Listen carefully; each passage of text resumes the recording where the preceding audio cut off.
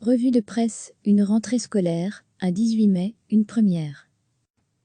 La rentrée des élèves, c'est une première, une rentrée scolaire un 18 mai. Qu'en dit la presse? Nicolas Vandenschrick a analysé la question dans les quotidiens belges. C'est la rentrée, oui.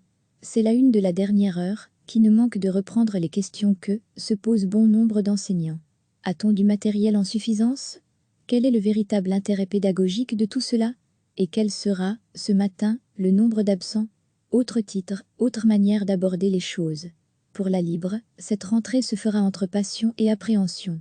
Le retour en classe est peut-être assez peu bénéfique d'un point de vue pédagogique, admet le quotidien, mais il est capital d'un point de vue humain et social, affirme la Libre qui poursuit, en édito. En vrai, ce n'est pas une rentrée scolaire. Pour ceux qui retrouvent ce matin le chemin de l'école, le but est ailleurs. Il ne s'agit pas de reprendre de vrais cours, d'avaler de la matière, de vérifier ou de sanctionner les acquis. L'école est également un lieu de vie, de rencontres, de défis et de conflits, d'amitié et d'amour.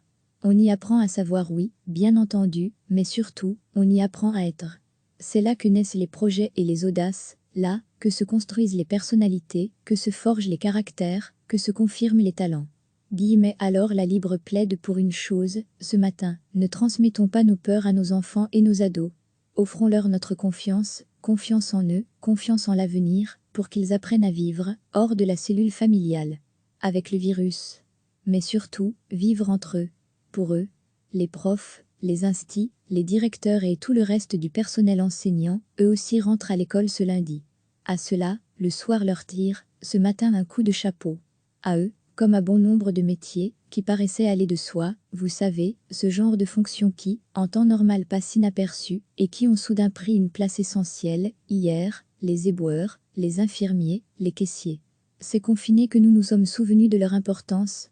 Le personnel d'entretien, les conducteurs de train, de bus, de métro, les boulangers et les livreurs, puis il y a eu les pépiniéristes. Aujourd'hui, c'est au tour des profs, des coiffeurs et des autres. Ce sera une rentrée sous haute surveillance, prévient le quotidien, une reprise en pointillé écrit le soir. Mais c'est un moment cardinal. On ne peut qu'admirer l'implication des directions d'école et des enseignants eux qui, ces dernières semaines, ont remué ciel et terre, ont redoublé d'astuces, ont passé jour et nuit à réorganiser l'école. Une école capable d'accueillir nos enfants, eux aussi sortent de confinement, de semaines difficiles et fatigantes. Eux non plus, comme vos enfants, n'ont pas envie de se rendre à l'école masqués, la bouche barrée par un bout de tissu. Mais sur le pont, ce matin, en classe, ils seront là, enjoués, rivalisant d'astuces, de volonté. C'est une victoire. Victoire sur le destin qui nous est ici imposé, conclut le soir, qui en titre ajoute un mot.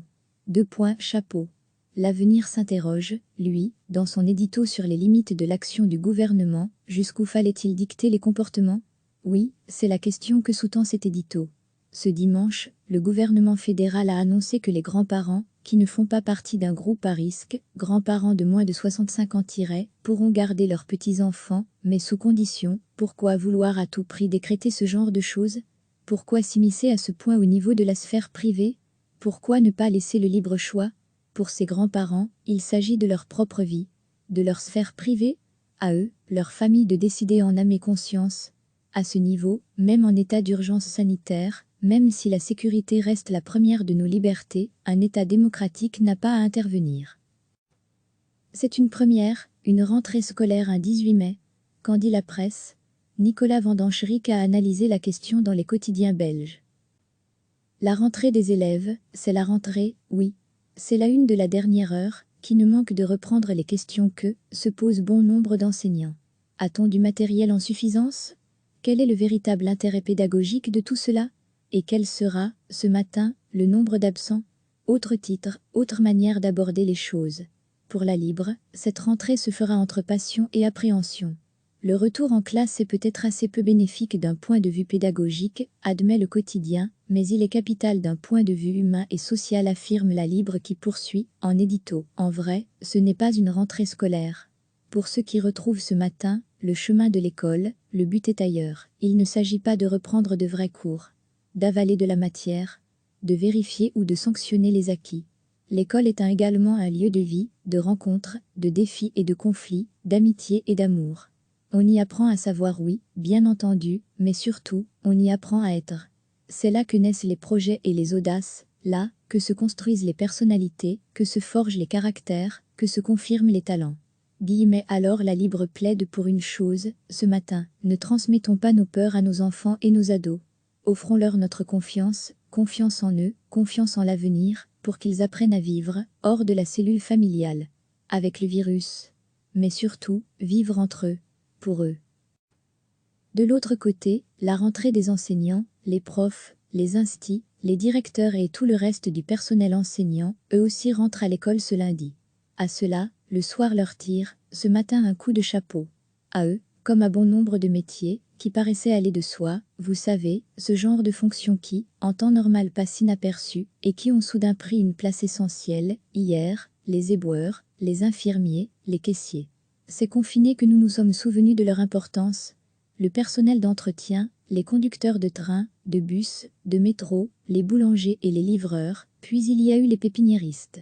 Aujourd'hui, c'est au tour des profs, des coiffeurs et des autres. Ce sera une rentrée sous haute surveillance, prévient le quotidien, une reprise en pointillé écrit le soir. Mais c'est un moment cardinal.